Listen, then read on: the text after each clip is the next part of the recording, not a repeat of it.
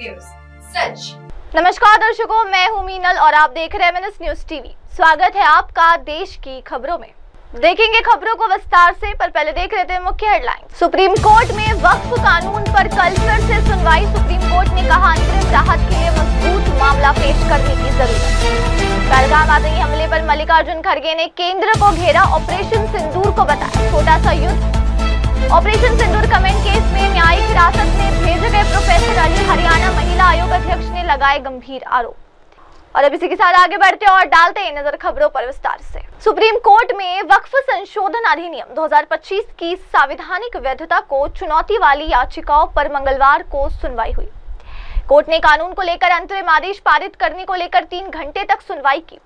सुनवाई के दौरान CJI BR गवई और जस्टिस जॉर्ज ऑगस्टिन मसीह की पीठ ने कहा कि कानून पर रोक लगाने और अंतरिम राहत के लिए मजबूत मामला पेश करने की जरूरत है, अन्यथा संवैधानिकता की धारणा बनी रहेगी। याचिकाकर्ता के वकीलों की दलीलों को सुनने के बाद सुप्रीम कोर्ट ने केंद्र सरकार का पक्ष सुनने के लिए बुधवार को सुनवाई तय की।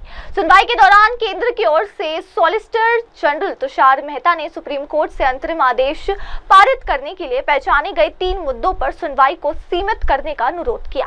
केंद्र ने सुप्रीम कोर्ट में कहा कि 3 मुद्दों में अदालतों द्वारा वक्फ, उपयोगकर्ता द्वारा वक्फ या विलेख द्वारा वक्फ घोषित संपत्तियों को गैर अधिसूचित करने की शक्ति शामिल है। इस पर वरिष्ठ अधिवक्ता कपिल सिब्बल और वक्फ कानून का विरोध करने वाले अन्य लोगों ने कहा कि कोई भी सुनवाई टुकड़ों में नहीं हो सकती।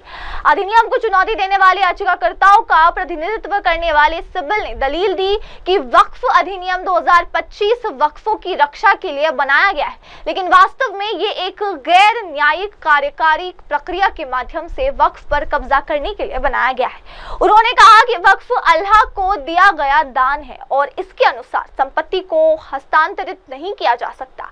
एक बार वक्फ हमेशा वक्फ। कोर्ट ने कानून को लेकर अंतरिम आदेश पारित करने को लेकर 3 घंटे तक सुनवाई की। सुनवाई के दौरान CJI BR गवई और जस्टिस जॉर्ज ऑगस्टिन मसीह की पीठ ने कहा कि कानून पर रोक लगाने और अंतरिम राहत के लिए मजबूत मामला पेश करने की जरूरत है, अन्यथा संवैधानिकता की धारणा बनी रहेगी। याचिकाकर्ता के वकीलों की दलीलों को सुनने के बाद सुप्रीम कोर्ट ने केंद्र सरकार का पक्ष सुनने के लिए बुधवार को सुनवाई तय की। सुनवाई के दौरान केंद्र की ओर से सॉलिसिटर जनरल तुषार मेहता ने सुप्रीम कोर्ट से अंतरिम आदेश पारित करने के लिए पहचाने गए 3 मुद्दों पर सुनवाई को सीमित करने का अनुरोध किया। केंद्र ने सुप्रीम कोर्ट में कहा कि 3 मुद्दों में अदालतों द्वारा वक्फ, उपयोगकर्ता द्वारा वक्फ या विलेख द्वारा वक्फ घोषित संपत्तियों को गैर अधिसूचित करने की शक्ति शामिल है। इस पर वरिष्ठ अधिवक्ता कपिल सिब्बल और वक्फ कानून का विरोध करने वाले अन्य लोगों ने कहा कि कोई भी सुनवाई टुकड़ों में नहीं हो सकती। अधिनियम को चुनौती देने वाले याचिकाकर्ताओं का प्रतिनिधित्व करने वाले सिब्बल ने दलील दी कि वक्फ अधिनियम 2025 वक्फों की रक्षा के लिए बनाया गया है, लेकिन वास्तव में ये एक गैर न्यायिक कार्यकारी प्रक्रिया के माध्यम से वक्फ पर कब्जा करने के लिए बनाया गया है। उन्होंने कहा कि वक्फ अल्लाह को दिया गया दान है और इसके अनुसार संपत्ति को हस्तांतरित नहीं किया जा सकता। एक बार वक्फ हमेशा वक्फ। कोर्ट ने कानून को लेकर अंतरिम आदेश पारित करने को लेकर 3 घंटे तक सुनवाई की। सुनवाई के दौरान CJI BR गवई और जस्टिस जॉर्ज ऑगस्टिन मसीह की पीठ ने कहा कि कानून पर रोक लगाने और अंतरिम राहत के लिए मजबूत मामला पेश करने की जरूरत है, अन्यथा संवैधानिकता की धारणा बनी रहेगी। याचिकाकर्ता के वकीलों की दलीलों को सुनने के बाद सुप्रीम कोर्ट ने केंद्र सरकार का पक्ष सुनने के लिए बुधवार को सुनवाई तय की। सुनवाई के दौरान केंद्र की ओर से सॉलिसिटर जनरल तुषार मेहता ने सुप्रीम कोर्ट से अंतरिम आदेश पारित करने के लिए पहचाने गए 3 मुद्दों पर सुनवाई को सीमित करने का अनुरोध किया। केंद्र ने सुप्रीम कोर्ट में कहा कि 3 मुद्दों में अदालतों द्वारा वक्फ, उपयोगकर्ता द्वारा वक्फ या विलेख द्वारा वक्फ घोषित संपत्तियों को गैर अधिसूचित करने की शक्ति शामिल है। इस पर वरिष्ठ अधिवक्ता कपिल सिब्बल और वक्फ कानून का विरोध करने वाले अन्य लोगों ने कहा कि कोई भी सुनवाई टुकड़ों में नहीं हो सकती। अधिनियम को चुनौती देने वाले याचिकाकर्ताओं का प्रतिनिधित्व करने वाले सिब्बल ने दलील दी कि वक्फ अधिनियम 2025 वक्फों की रक्षा के लिए बनाया गया है, लेकिन वास्तव में ये एक गैर न्यायिक कार्यकारी प्रक्रिया के माध्यम से वक्फ पर कब्जा करने के लिए बनाया गया है। उन्होंने कहा कि वक्फ अल्लाह को दिया गया दान है और इसके अनुसार संपत्ति को हस्तांतरित नहीं किया जा सकता। एक बार वक्फ हमेशा वक्फ। और अब आगे बढ़ते हुए देखते हैं अगली खबर। पहलगाम आतंकी हमले को लेकर कांग्रेस अध्यक्ष मल्लिकार्जुन खड़गे ने केंद्र सरकार को घेरा। उन्होंने ऑपरेशन सिंदूर को छोटा सा युद्ध बताया। कर्नाटक में कांग्रेस की समर्पण संकल्प रैली को संबोधित करते हुए मल्लिकार्जुन खड़गे ने कहा कि पहलगाम में 26 लोग इसलिए मारे गए क्योंकि मोदी सरकार ने वहां पर्यटकों को सुरक्षा मुहैया नहीं कराई थी। मोदी कश्मीर नहीं गए क्योंकि खुफिया एजेंसियों ने उन्हें ऐसा करने से मना किया था। केंद्र सरकार ने पर्यटकों से पहलगाम न जाने के लिए क्यों नहीं कहा? अगर उन्हें बताया गया होता तो 26 लोगों की जान बचाई जा सकती थी। ऑपरेशन सिंदूर तो छोटा सा युद्ध है। कांग्रेस अध्यक्ष मल्लिकार्जुन खड़गे के ऑपरेशन सिंदूर को छोटा सा युद्ध बताने वाले बयान पर भाजपा सांसद संबित पात्रा ने पलटवार किया। उन्होंने कहा कि कांग्रेस पाकिस्तान को ऑक्सीजन देने का काम करती है। सब जानते हैं कि हाफिज राहुल गांधी को क्यों पसंद करते हैं। कांग्रेस पार्टी और खड़गे कह रहे हैं कि ऑपरेशन सिंदूर एक छोटा सा युद्ध है। क्या राहुल गांधी और खड़गे ये नहीं समझ पा रहे कि हमारे सशस्त्र बलों ने पाकिस्तान में घुसकर वहां 9 आतंकी ठिकानों पर हमला किया और 100 से अधिक आतंकवादियों को मार गिराया। पाकिस्तान द्वारा जवाबी कार्रवाई के बाद उनके 11 एयरबेस नष्ट कर दिए गए और आज पाकिस्तान दर्द से करहा रहा है। कर्नाटक में कांग्रेस की समर्पण संकल्प रैली को संबोधित करते हुए मल्लिकार्जुन खड़गे ने कहा कि पहलगाम में 26 लोग इसलिए मारे गए क्योंकि मोदी सरकार ने वहां पर्यटकों को सुरक्षा मुहैया नहीं कराई थी। मोदी कश्मीर नहीं गए क्योंकि खुफिया एजेंसियों ने उन्हें ऐसा करने से मना किया था। केंद्र सरकार ने पर्यटकों से पहलगाम न जाने के लिए क्यों नहीं कहा? अगर उन्हें बताया गया होता तो 26 लोगों की जान बचाई जा सकती थी। ऑपरेशन सिंदूर तो छोटा सा युद्ध है। कांग्रेस अध्यक्ष मल्लिकार्जुन खड़गे के ऑपरेशन सिंदूर को छोटा सा युद्ध बताने वाले बयान पर भाजपा सांसद संबित पात्रा ने पलटवार किया। उन्होंने कहा कि कांग्रेस पाकिस्तान को ऑक्सीजन देने का काम करती है। सब जानते हैं कि हाफिज राहुल गांधी को क्यों पसंद करते हैं। कांग्रेस पार्टी और खड़गे कह रहे हैं कि ऑपरेशन सिंदूर एक छोटा सा युद्ध है। क्या राहुल गांधी और खड़गे ये नहीं समझ पा रहे कि हमारे सशस्त्र बलों ने पाकिस्तान में घुसकर वहां 9 आतंकी ठिकानों पर हमला किया और 100 से अधिक आतंकवादियों को मार गिराया। पाकिस्तान द्वारा जवाबी कार्रवाई के बाद उनके 11 एयरबेस नष्ट कर दिए गए और आज पाकिस्तान दर्द से करहा रहा है। कर्नाटक में कांग्रेस की समर्पण संकल्प रैली को संबोधित करते हुए मल्लिकार्जुन खड़गे ने कहा कि पहलगाम में 26 लोग इसलिए मारे गए क्योंकि मोदी सरकार ने वहां पर्यटकों को सुरक्षा मुहैया नहीं कराई थी। मोदी कश्मीर नहीं गए क्योंकि खुफिया एजेंसियों ने उन्हें ऐसा करने से मना किया था।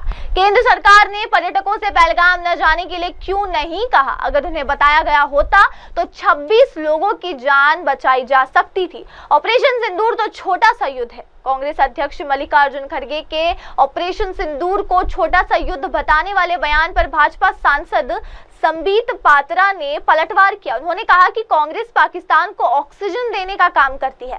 सब जानते हैं कि हाफिज राहुल गांधी को क्यों पसंद करते हैं। कांग्रेस पार्टी और खड़गे कह रहे हैं कि ऑपरेशन सिंदूर एक छोटा सा युद्ध है। क्या राहुल गांधी और खड़गे ये नहीं समझ पा रहे कि हमारे सशस्त्र बलों ने पाकिस्तान में घुसकर वहां 9 आतंकी ठिकानों पर हमला किया और 100 से अधिक आतंकवादियों को मार गिराया। पाकिस्तान द्वारा जवाबी कार्रवाई के बाद उनके 11 एयरबेस नष्ट कर दिए गए और आज पाकिस्तान दर्द से करहा रहा है। और अब देखते हैं अगली खबर। हरियाणा के सोनीपत स्थित अशोका यूनिवर्सिटी के सहायक प्रोफेसर अली खान महमूदाबाद को ऑपरेशन सिंदूर और भारतीय सेना की महिला कर्नल सोफिया कुरैशी और विंग कमांडर व्योमिका सिंह पर कथित तौर पर आपत्तिजनक टिप्पणी करने के मामले में न्यायिक हिरासत में भेज दिया गया है। मंगलवार को पुलिस ने प्रोफेसर अली खान को अदालत में पेश किया। पुलिस ने प्रोफेसर के 7 दिन के अतिरिक्त रिमांड की मांग की थी, लेकिन अदालत ने उन्हें जेल भेजने का आदेश दिया। मामले की अगली सुनवाई 27 मई को होगी। हरियाणा महिला आयोग की अध्यक्ष रेणु भाटिया ने अशोका यूनिवर्सिटी में कंडोम वेंडिंग मशीन होने का सनसनीखेज खुलासा किया। उन्होंने कहा कि यूनिवर्सिटी में सैनिटरी पैड की मशीन होनी चाहिए, लेकिन कंडोम वेंडिंग मशीन लगी होना शर्मनाक है। 17 साल के बच्चे वहां पढ़ते हैं और ऐसी मशीनें गलत संदेश देती है। भाटिया ने दावा किया कि उनके पास यूनिवर्सिटी की तरफ से लिखित में दी गई जानकारी है, जिसमें कंडोम मशीन की मौजूदगी की पुष्टि की गई है। हालांकि यूनिवर्सिटी ने गर्भपात की गोलियों की मशीन होने से इनकार किया। भाटिया ने इस मामले में यूनिवर्सिटी के खिलाफ कार्रवाई की चेतावनी दी है। मंगलवार को पुलिस ने प्रोफेसर अली खान को अदालत में पेश किया। पुलिस ने प्रोफेसर के 7 दिन के अतिरिक्त रिमांड की मांग की थी, लेकिन अदालत ने उन्हें जेल भेजने का आदेश दिया। मामले की अगली सुनवाई 27 मई को होगी। हरियाणा महिला आयोग की अध्यक्ष रेणु भाटिया ने अशोका यूनिवर्सिटी में कंडोम वेंडिंग मशीन होने का सनसनीखेज खुलासा किया। उन्होंने कहा कि यूनिवर्सिटी में सैनिटरी पैड की मशीन होनी चाहिए, लेकिन कंडोम वेंडिंग मशीन लगी होना शर्मनाक है। 17 साल के बच्चे वहां पढ़ते हैं और ऐसी मशीनें गलत संदेश देती है। भाटिया ने दावा किया कि उनके पास यूनिवर्सिटी की तरफ से लिखित में दी गई जानकारी है, जिसमें कंडोम मशीन की मौजूदगी की पुष्टि की गई है। हालांकि यूनिवर्सिटी ने गर्भपात की गोलियों की मशीन होने से इनकार किया। भाटिया ने इस मामले में यूनिवर्सिटी के खिलाफ कार्रवाई की चेतावनी दी है। मंगलवार को पुलिस ने प्रोफेसर अली खान को अदालत में पेश किया। पुलिस ने प्रोफेसर के 7 दिन के अतिरिक्त रिमांड की मांग की थी, लेकिन अदालत ने उन्हें जेल भेजने का आदेश दिया। मामले की अगली सुनवाई 27 मई को होगी। हरियाणा महिला आयोग की अध्यक्ष रेणु भाटिया ने अशोका यूनिवर्सिटी में कंडोम वेंडिंग मशीन होने का सनसनीखेज खुलासा किया। उन्होंने कहा कि यूनिवर्सिटी में सैनिटरी पैड की मशीन होनी चाहिए, लेकिन कंडोम वेंडिंग मशीन लगी होना शर्मनाक है। 17 साल के बच्चे वहां पढ़ते हैं और ऐसी मशीनें गलत संदेश देती है। भाटिया ने दावा किया कि उनके पास यूनिवर्सिटी की तरफ से लिखित में दी गई जानकारी है, जिसमें कंडोम मशीन की मौजूदगी की पुष्टि की गई है। हालांकि यूनिवर्सिटी ने गर्भपात की गोलियों की मशीन होने से इनकार किया। भाटिया ने इस मामले में यूनिवर्सिटी के खिलाफ कार्रवाई की चेतावनी दी है। और अब इसी के साथ देखते हैं अगली खबर। आतंकवाद पर पाकिस्तान को दुनिया में बेनकाब करने की कूटनीतिक मुहिम की शुरुआत बुधवार से संयुक्त अरब अमीरात यानी कि यूएई से होगी। इस क्रम में हाल ही में घटित 59 सदस्यीय 7 सर्वदलीय प्रतिनिधिमंडलों में से शिवसेना सांसद श्रीकांत शिंदे की अगुवाई वाला प्रतिनिधिमंडल बुधवार को यूएई पहुंचेगा। ये प्रतिनिधिमंडल लाइब्रेरिया, कांगो तथा सिएरा लियोन का भी दौरा करेगा। प्रतिनिधिमंडल आतंकवाद के मामले में भारत की खींची गई नई सीमा रेखा की जानकारी देने के साथ ही पहलगाम आतंकी हमले और उसके खिलाफ की गई जवाबी कार्रवाई ऑपरेशन सिंदूर के बारे में दुनिया के देशों को परिचित कराएगा। मंगलवार को विदेश सचिव विक्रम मिस्त्री के साथ विदेश मंत्रालय के वरिष्ठ अधिकारियों की टीम ने शिंदे समेत 3 प्रतिनिधिमंडलों को पाकिस्तानी धरती से उत्पन्न आतंकवाद के खिलाफ भारत की लड़ाई, पहलगाम हमले, ऑपरेशन सिंदूर और उसके बाद की घटनाओं तथा सरकार द्वारा खींची गई नई सीमा रेखा पर चर्चा के लिए महत्वपूर्ण जानकारी दी। प्रतिनिधिमंडल को खासतौर पर आतंकवाद के खिलाफ प्रधानमंत्री मोदी की ओर से खींची गई 3 लाइन की जानकारी देने के लिए कहा गया। गौरतलब है कि पीएम ने पाकिस्तान के खिलाफ जवाबी कार्रवाई करते हुए कहा था कि भारत अब परमाणु ब्लैकमेलिंग स्वीकार नहीं करेगा। आतंकवाद के प्रति शून्य सहिष्णुता की नीति अपनाते हुए आतंकियों और उसके आकाओं के खिलाफ कार्रवाई के मामले में कोई अंतर नहीं करेगा। इस क्रम में हाल ही में घटित 59 सदस्यीय 7 सर्वदलीय प्रतिनिधिमंडलों में से शिवसेना सांसद श्रीकांत शिंदे की अगुवाई वाला प्रतिनिधिमंडल बुधवार को यूएई पहुंचेगा। ये प्रतिनिधिमंडल लाइब्रेरिया, कांगो तथा सिएरा लियोन का भी दौरा करेगा। प्रतिनिधिमंडल आतंकवाद के मामले में भारत की खींची गई नई सीमा रेखा की जानकारी देने के साथ ही पहलगाम आतंकी हमले और उसके खिलाफ की गई जवाबी कार्रवाई ऑपरेशन सिंदूर के बारे में दुनिया के देशों को परिचित कराएगा। मंगलवार को विदेश सचिव विक्रम मिस्त्री के साथ विदेश मंत्रालय के वरिष्ठ अधिकारियों की टीम ने शिंदे समेत 3 प्रतिनिधिमंडलों को पाकिस्तानी धरती से उत्पन्न आतंकवाद के खिलाफ भारत की लड़ाई, पहलगाम हमले, ऑपरेशन सिंदूर और उसके बाद की घटनाओं तथा सरकार द्वारा खींची गई नई सीमा रेखा पर चर्चा के लिए महत्वपूर्ण जानकारी दी।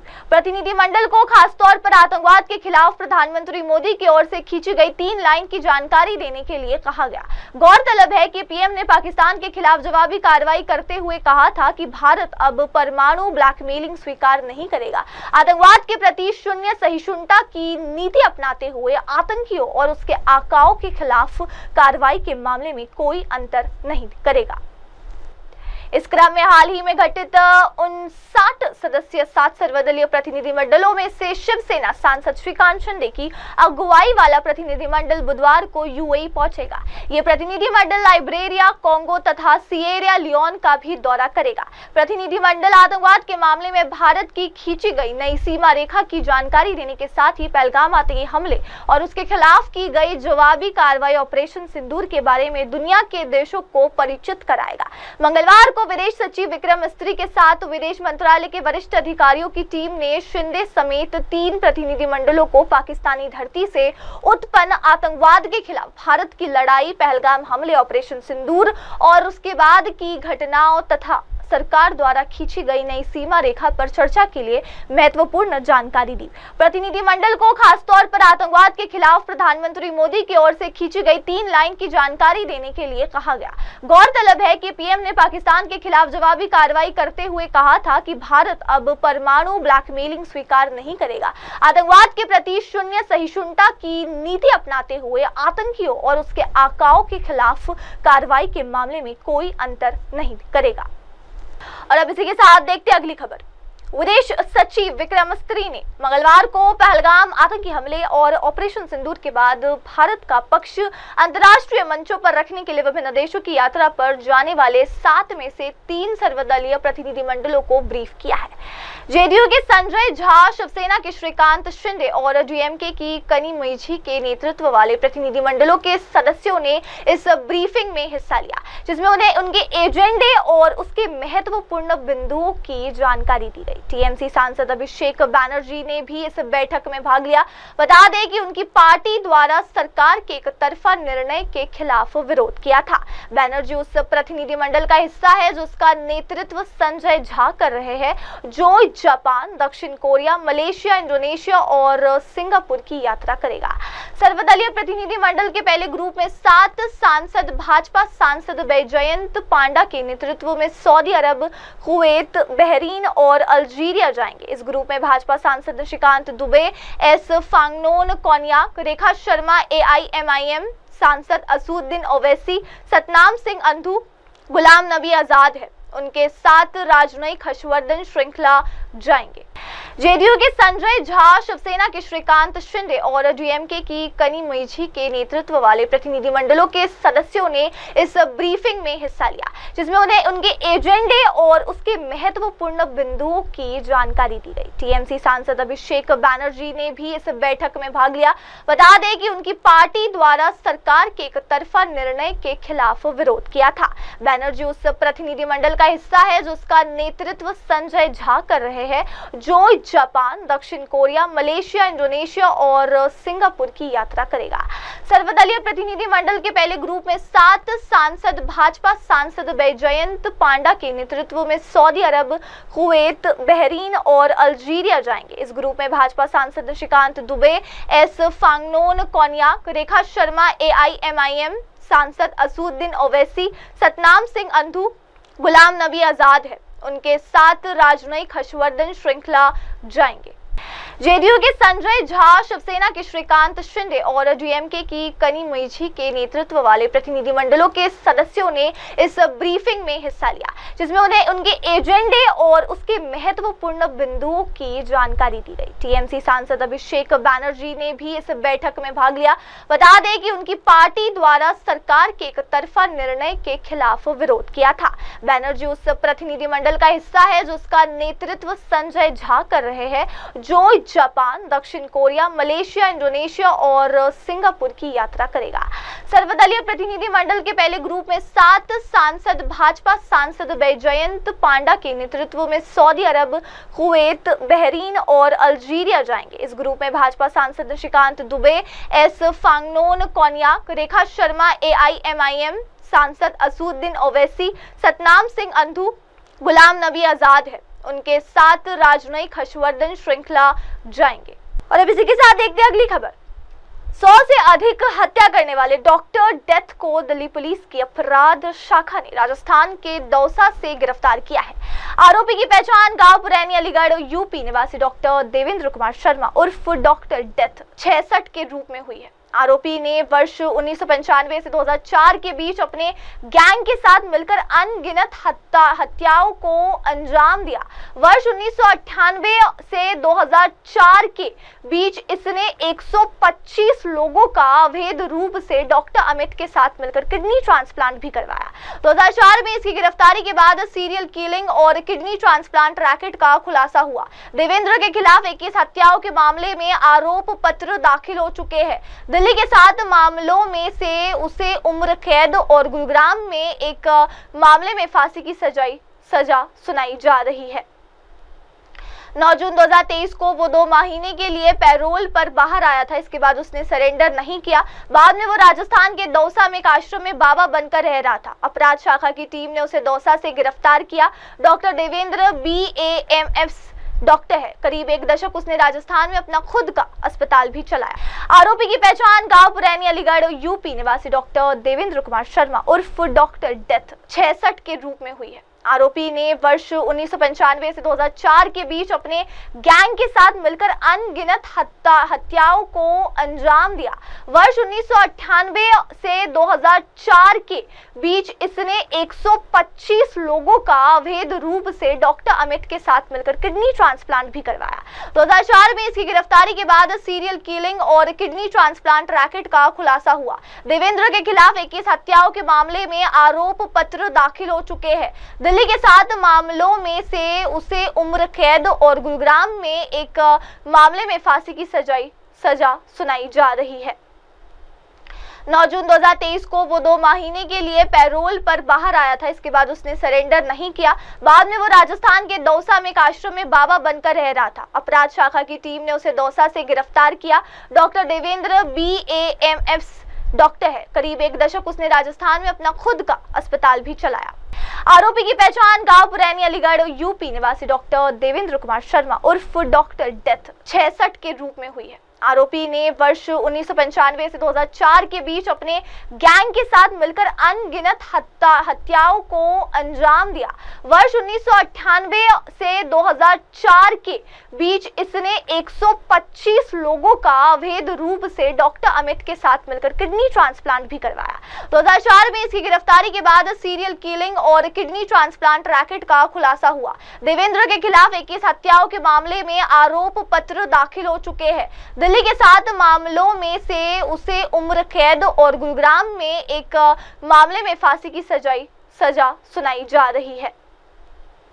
9 जून 2023 को वो 2 महीने के लिए पैरोल पर बाहर आया था। इसके बाद उसने सरेंडर नहीं किया।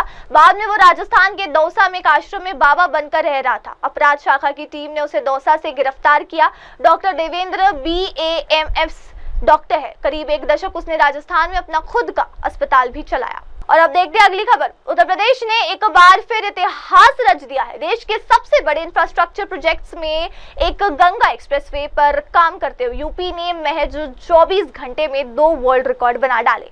17 और 18 मई के बीच निर्माण टीमों ने 34 लेन किलोमीटर बिटुमिनस कंक्रीट बिछाई और 10 किलोमीटर क्रैश बैरियर लगाए। ये record golden book of world records, Asia book of records और इंडिया बुक ऑफ रिकॉर्ड्स द्वारा आधिकारिक रूप से मान्यता प्राप्त है। मुख्यमंत्री योगी आदित्यनाथ ने सोशल मीडिया प्लेटफॉर्म X पर यह खबर साझा करते हुए लिखा कि नई ऊंचाइयों की ओर बढ़ता उत्तर प्रदेश। सिर्फ 24 घंटे में 10 किलोमीटर क्रैश बैरियर और 34 लेन किलोमीटर बिटुमिनस कंक्रीट निर्माण कर उत्तर प्रदेश ने बनाए 2 विश्व record. Golden book, Asia book और Indian book of world records में नाम दर्ज हुआ। यह निर्माण कार्य हरदोई और उन्नाव जिलों के बीच हुआ है। इस दौरान 20,105 मीट्रिक टन से ज्यादा सामग्री का इस्तेमाल किया गया और करीब 1,71,000 वर्ग मीटर क्षेत्रफल पर काम हुआ। ये सिर्फ रिकॉर्ड बनाने की बात नहीं बल्कि ये दिखाता है कि यूपी किस रफ्तार और गुणवत्ता के साथ अपने बुनियादी ढांचे को विकसित कर रहा है। इस प्रोजेक्ट को Adani road and transport limited और पटेल इंफ्रास्ट्रक्चर लिमिटेड की साझेदारी में अंजाम दिया जा रहा है। ये सिर्फ रिकॉर्ड बनाने की बात नहीं बल्कि ये दिखाता है कि यूपी किस रफ्तार और गुणवत्ता के साथ अपने बुनियादी ढांचे को विकसित कर रहा है। इस प्रोजेक्ट को Adani road and transport limited और पटेल इंफ्रास्ट्रक्चर लिमिटेड की साझेदारी में अंजाम दिया जा जा रहा है। ये सिर्फ रिकॉर्ड बनाने की बात नहीं बल्कि ये दिखाता है कि यूपी किस रफ्तार और गुणवत्ता के साथ अपने बुनियादी ढांचे को विकसित कर रहा है। इस प्रोजेक्ट को Adani road and transport limited और पटेल इंफ्रास्ट्रक्चर लिमिटेड की साझेदारी में अंजाम दिया जा रहा है। और अब इसी के साथ लेते हैं एक ब्रेक के बाद लौटेंगे और जानेंगे देश विदेश की तमाम खबरें। आगे की खबरों के लिए आप बने रहे मेरे सहयोगी मयूरी के साथ और देखते रहिए सिर्फ MNS न्यूज टीवी। नमस्कार। हाय हेलो नमस्कार, मैं हूं पंकज विष्णु और आप देख रहे हैं MNS न्यूज। आप देख रहे हैं MNS न्यूज, सच जरूर।